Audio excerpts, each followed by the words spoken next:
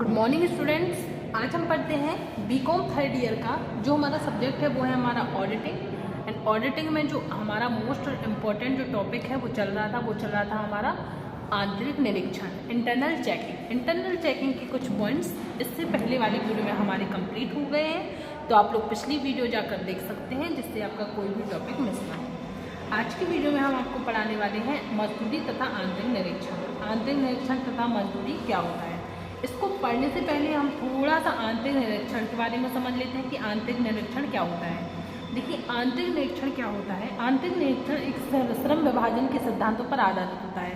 श्रम विभाजन क्या हो जाता है कि जब एक ज्ञानी, अनुभवी, कुशल व्यक्ति को उसके अकॉर्डिंग, उसके हिसाब से काम देना। देखो, सीधी सी बात होती है, कोई भी संस्था हो, चाहे वो प्राइवेट हो चाहे वो गवर्नमेंट हो, वो लोग चाहते हैं कि उनकी एक इंटरनल एक तरीके से चेकिंग बनी रहे, जिससे उनकी छल कपट, कमी कम से कम, व्यय कम से कम और भी चीज़ें बचाई जा सकें।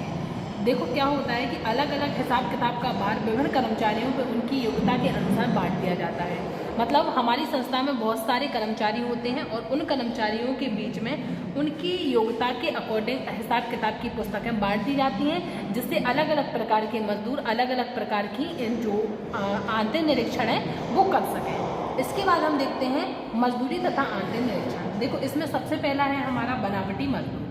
क्या होता है, कभी कभी संस्था के जो लिपिक होते हैं उनके द्वारा मजदूरी रजिस्टर जो होते हैं उनमें किसी मतलब कुछ फेक लोगों के नाम लिख दिए जाते हैं। फेक लोग जो मजदूर हो ही नहीं, जो कभी काम करते ही नहीं थे, जो कभी काम करते ही नहीं, फिर भी उनका रजिस्टर में नाम है ना, तो उन मजदूरों को मतलब नाम लिख दिए जाते हैं। जो संस्था के कार्यरत बिल्कुल भी नहीं होते हैं, उनने कभी किसी भी प्रकार का संस्था में कार्य नहीं किया। ये क्या होता है, ये रोकड़ियों की मिली भगत की उनकी उपस्थिति दिखाकर उनसे मजदूरी का भुगतान करा लिया जाता है। उनकी उपस्थिति पूरी दिखा लेते हैं और उनसे मजदूरी का भुगतान करा लिया जाता है। फिर दूसरा है हमारा बिना उपस्थिति की मजदूरी। बिना उपस्थिति की मजदूरी क्या होती है कि इस तरह के छल कपट सामान्य उपस्थिति लिखने वाले लिपिक द्वारा किया जाता है। कभी कभी किसी श्रमिक की अधिक उपस्थिति दिखाकर, चाहे वो छुट्टी पे हो, कभी कभी क्या होता है कोई कर्मचारी 20 दिन की छुट्टी पे हो जाता है, 1 महीने की छुट्टी पे हो जाता है, 2 महीने की छुट्टी पे होता है, लेकिन उनकी वो छुट्टी ना दिखाकर उपस्थिति मतलब अनुपस्थिति ना दिखाकर उपस्थिति दिखा दी जाती है ना, जिससे उन्हें उनकी छुट्टी का भी भुगतान किया जा सके। तो बिना उपस्थिति की भी मजदूरी होती है। फिर नेक्स्ट है हमारा बिना काम की मजदूरी।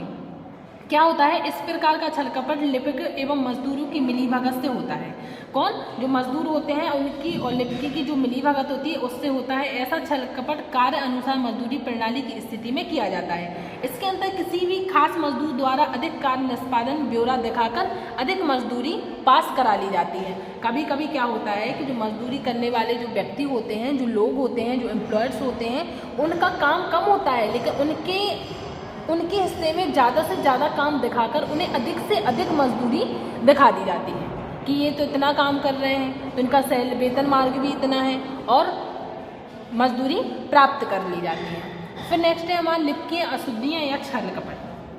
क्या होता है, ऐसी भूल स्वाभाविक ढंग से या जानबूझकर हो सकती है। यदि भूल स्वाभाविक ढंग से हुई है तब तो ये अशुद्धि कहेंगे, और यदि ये गलती जानबूझकर की गई है तो इसे छल कपट कहेंगे। देखो, अशुद्धि और छल कपट में बहुत फर्क होता है। अशुद्धियाँ क्या होती हैं, अशुद्धि का मतलब होता है कि जो गलत हो गया, गलती से गलत हो गया, मतलब पता नहीं है लेकिन गलती से किसी भी चीज़ का मतलब गलत हो गया, या खाते गलत हो गया, मजदूरी गलत हो गई, है ना। और छल कपट यह होता है कि जानबूझकर किसी गलतियों को करना, वो क्या होती है, छल कपट। ये गलतियाँ योग लगाने में हो सकती हैं, मजदूरी की गणना करने में हो सकती हैं, अधिक दिनों की मजदूरी की गणना करने से हो सकती है।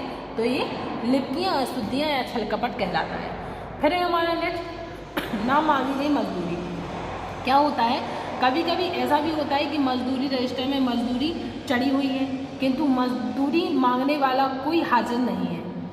इसके बहुत से कारण हो सकते हैं। इस मजदूरी का भुगतान कोई भी कर्मचारी रोकड़ियों से मिलाकर ले सकता है। यदि ऐसा किया तो यह गबन श्रेणी में आता है। कभी कभी क्या होता है कि मजदूरी तो देनी होती है लेकिन मजदूरी लेने वाला नहीं होता है, या वो किसी कारण से आया नहीं है या छुट्टी पे, तो ये ना मांगी गई मजदूरी कहलाती हैं। एक बार और हम देख लेते हैं मजदूरी तथा आंतरिक निरीक्षण। इसमें सबसे पहले है हमारा बनावटी मजदूर, दूसरा है उपस्थिति की मजदूरी, बिना उपस्थिति की मजदूरी। तीसरा है बिना काम की मजदूरी। चौथा है लिपकियाँ, अशुद्धियाँ या छल कपट। पाँचवा है हमारा ना मांगी हुई मजदूरी। साथ ही आप लोगों को बता दें कि आप लोगों को जो day by day topics by topics videos तैयार की जा रही हैं, आप लोग अपने नोट्स तैयार करते जाएं, जिससे आपको परीक्षा के समय में किसी भी प्रकार की कोई भी दिक्कत नहीं आएगी। अब आप लोग ये नोट कर लें, इसके बाद मैं आपको नेक्स्ट वीडियो में बढ़ाती हूँ। Thank you.